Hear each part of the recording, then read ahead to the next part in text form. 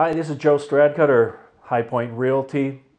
I specialize in short sales, and the goal of these videos is to get some good information and knowledge out to a lot of people right now who are hurting financially, and maybe a short sale is a good option for you. But again, it's really about information and knowledge for you rather than us trying to sell your house. We have talked about the foreclosure process in Minnesota.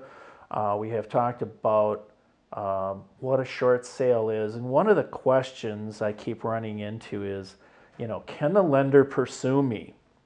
Well, again, it's going to go back to that pre-approval letter that you're getting with the short sale. And it's going to, in the pre-approval letter, it is going to say in there what the lender will or will not do. However, if you have any questions, please contact an attorney to review it. It may cost you $100 or $200, but it's well worth the peace of mind. In Minnesota, we talked about the foreclosure process. Now, with a foreclosure by advertisement, if the house goes all the way through foreclosure and the lender takes it back, at that point, the foreclosing lender loses its ability to pursue you for a deficiency judgment or promissory note. In other words, they can't come after you. However, if you have a second loan against the property, that lender, because they didn't foreclose on you, they can still pursue you. And that can be in the form, usually, of a deficiency judgment, where 5 years from now, you got your life back, you're working, and all of a sudden you get a summons, some type of formal document saying you still owe us money. So this is very important when you're doing a short sale.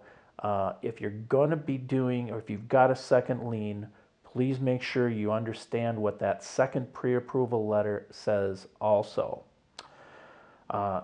The other thing that we're starting to hear about is that when people start working again, some of the lenders, if they haven't fully forgiven the mortgage, they are coming after wages. They're going to garnish your wages. So just be prepared. Usually this is not happening, but lenders are changing or rules are changing all the time. So make sure that you're working with a real estate agent who understands the process and can direct you in the right direction. And again, don't hesitate to hire an attorney. Another big question is, what's going to happen to my credit? Well, if you miss payments, it's probably going to, well, it will affect your credit. Usually after about 90 days, the lenders start contacting the three major credit bureaus, and you're going to start seeing dings on your credit.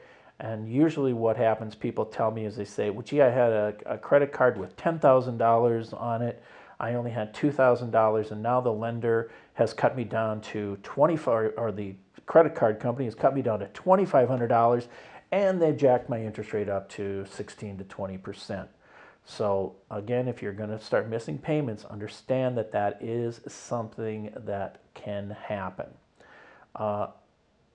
Lenders, or previously, and I'm saying like 2 or 3 years ago, lenders would sometimes say, well, you've got to miss 2 or 3 payments before we'll allow you to short sell your house. Well, they were almost forcing you into a terrible financial situation at that point.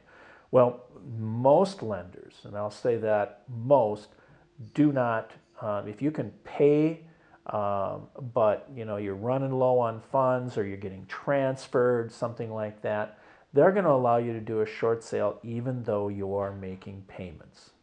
So that's something that has changed over time. When we talk about credit, though, it's important to understand that if you start making or you start missing payments, your credit score is going to be affected. However, it is not going to be affected as bad as if you will just allow the house to go into foreclosure. Here are some of the things about a foreclosure. Number one, it stays for 10 years on your credit record, whereas a short sale It's only going to be 2 years or less, and there are ways to get your credit back. With a foreclosure, it stays on your public record forever. In talking with some of my clients who have been transferred or they're looking, they've been laid off and looking for a new job, some employers are checking credit history. So again, be aware if you're going to just allow the house to go into foreclosure that some employers, or quite a few employers, are now starting to look at that. With a short sale on your credit record, once the house gets sold, you're going to have something like this. Mortgage paid, not in full. And it does not show up as a foreclosure on your record. And more importantly, you decide you want to buy another home with a short sale, you can get another loan within 2 years. With foreclosure, it's 5 or more years before you can get a government-backed loan. So today we have talked about credits, credit scores, and making payments or not making payments, all part of our short sale series. This is Joe Stradcutter with High Point Realty. Wishing you the best. Please contact us if you have any questions. Again, we have a packet of information that we send out to you. No cost, no obligation, and we look forward to helping. Take care. Talk to you again.